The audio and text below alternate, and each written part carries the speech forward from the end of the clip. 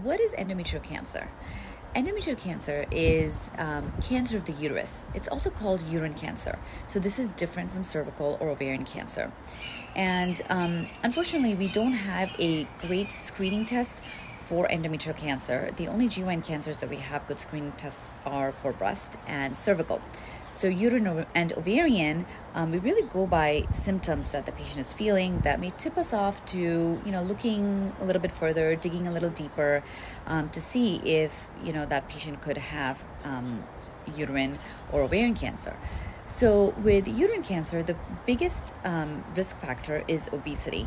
And this is because fat cells in our body get converted to estrogen. And estrogen can then act on our uterus and increase our risk for uterine cancer. Now, it doesn't mean that skinny people cannot get uterine cancer. There's a different type of uterine cancer that affects thin people more. The biggest thing you want to watch out for is abnormal bleeding. So if you are bleeding heavily or erratically or outside your cycle, several times a month, or if you're postmenopausal and you shouldn't really be getting a period at all, but you now are suddenly bleeding, these are all red flags. And make sure you talk to your doctor about this. They can often do an ultrasound or an endometrial biopsy to look